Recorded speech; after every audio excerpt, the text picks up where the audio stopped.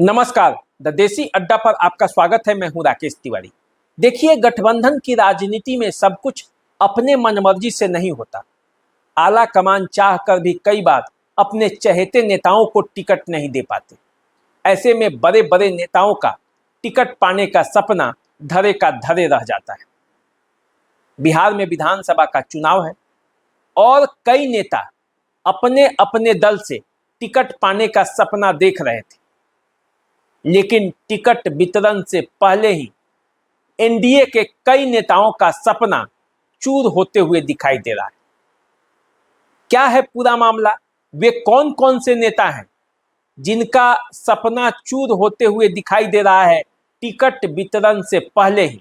गठबंधन की राजनीति ऐसी उलझी है कि चाह कर भी उनके आला कमान उनको टिकट नहीं दे पाएंगे और ऐसे में उनके लिए कुछ नया किया है और उस नया करने में कुछ पाने में ही कुछ खोना है। और इसी बात की जानकारी हम आपको देंगे, पूरी चर्चा करेंगे और बताएंगे कि वे कौन कौन से नेता हैं जो टिकट पाने से पहले ही टिकट के दौर से बाहर होते हुए दिखाई दे रहे हैं।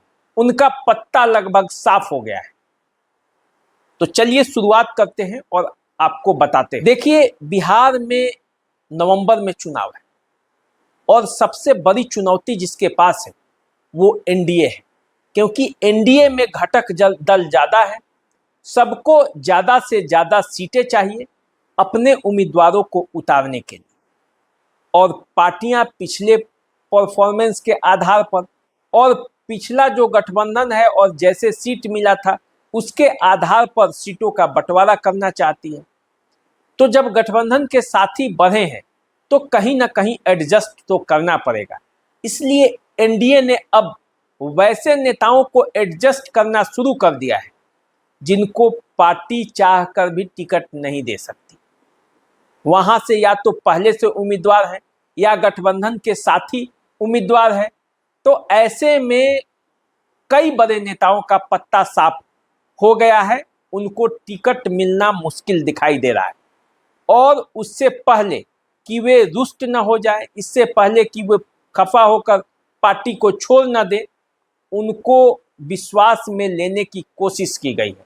और इसी के मद्देनजर बिहार में विभिन्न आयोगों का गठन किया गया है।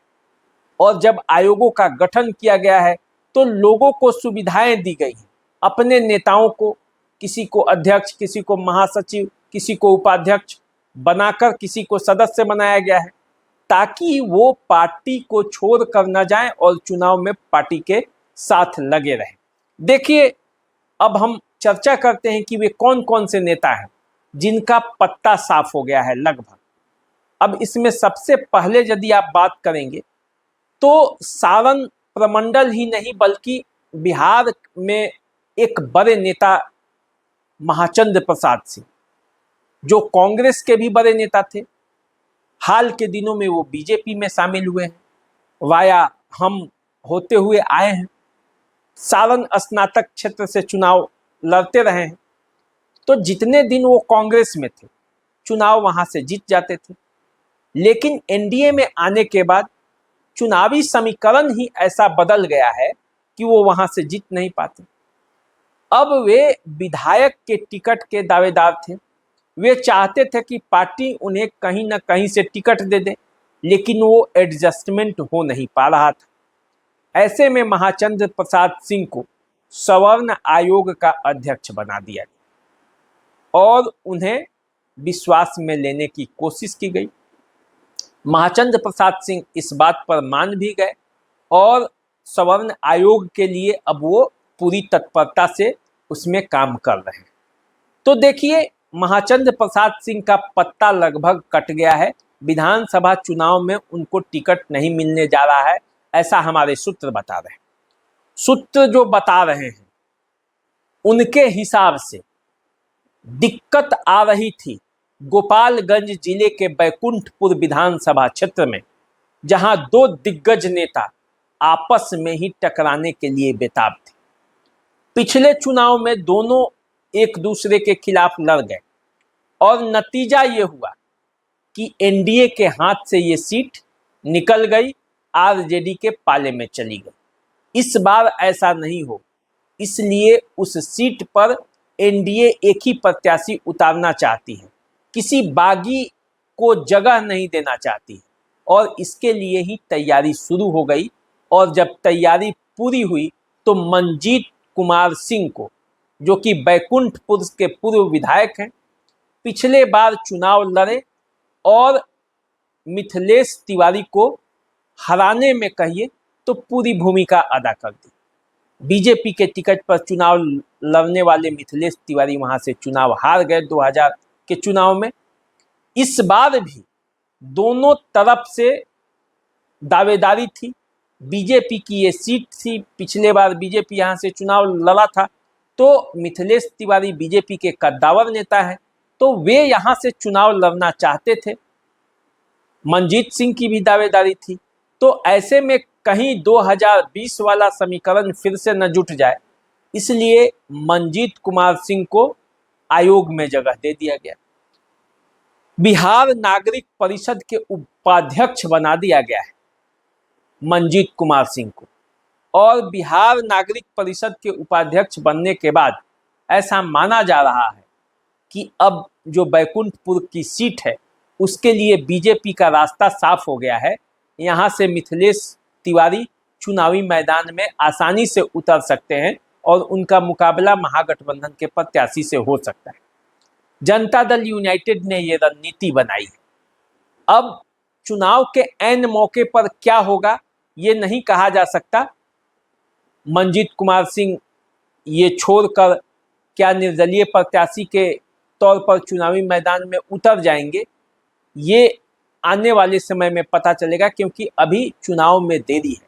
लेकिन फिलहाल मनजीत कुमार सिंह को संतुष्ट करने का प्रयास किया गया है और इसी के साथ बैकुंठपुर से जनता दल यूनाइटेड का रास्ता ऐसा लगता है कि वहां बंद होने जा रहा है, वहां से बीजेपी अपने प्रत्याशी को उतारने वाली है।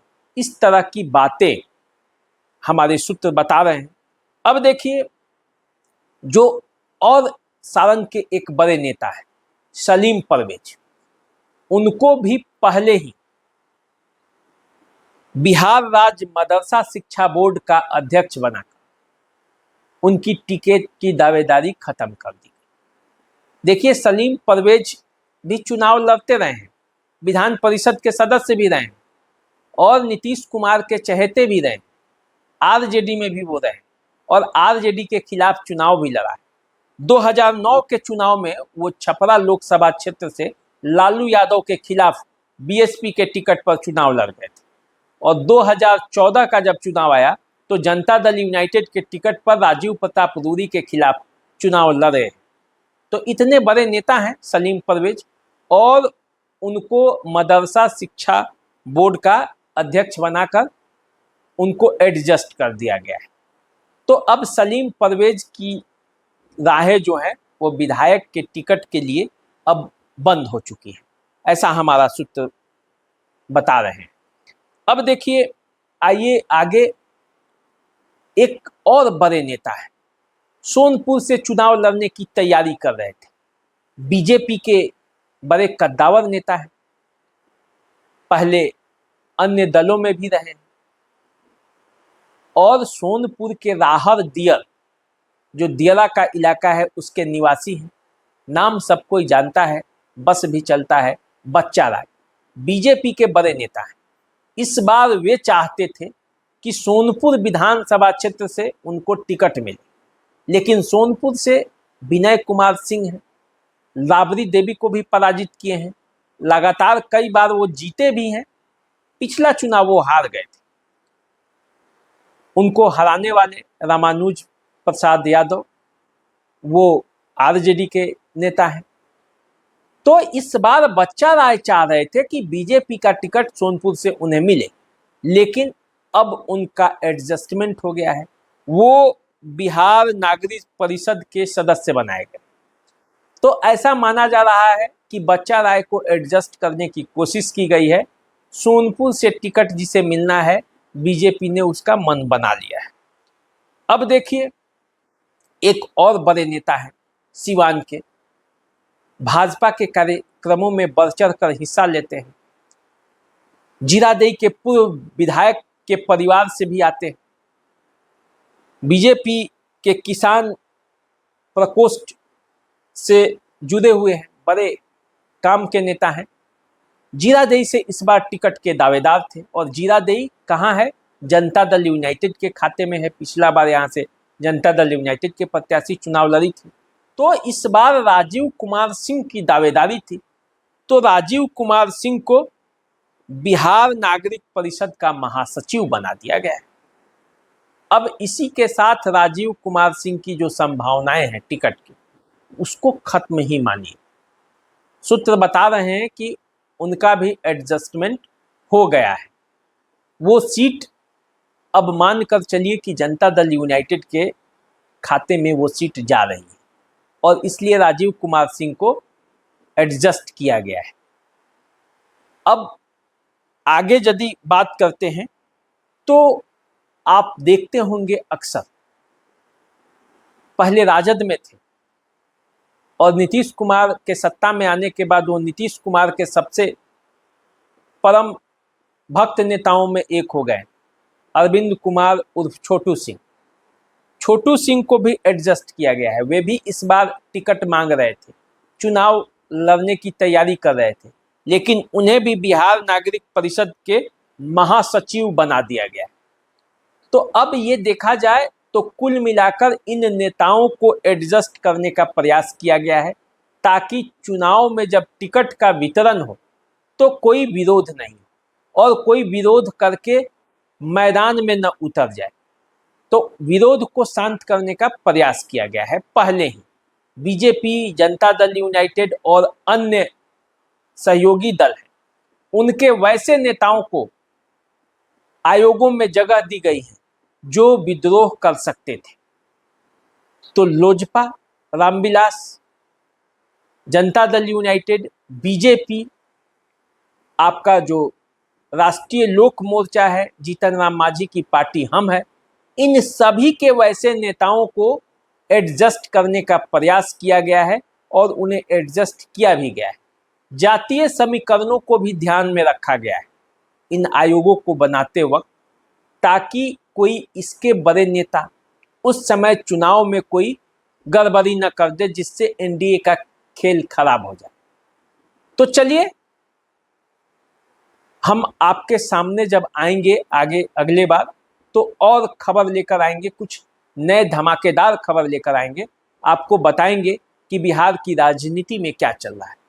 फिलहाल आप हमारे चैनल को सब्सक्राइब कर लीजिए, वीडियो को शेयर कर दीजिए, लाइक कर लीजिए। यदि फेसबुक पर देख रहे हैं तो हमें फॉलो कर दीजिए। अपना दुलार और प्यार उसी तरह देते रहिए जिस तरह से आप हमें दे रहे हैं, क्योंकि आपका एक समर्थन हमारा मनोबल बढ़ाता है। अभी दीजिए इजाज़त, नमस्कार।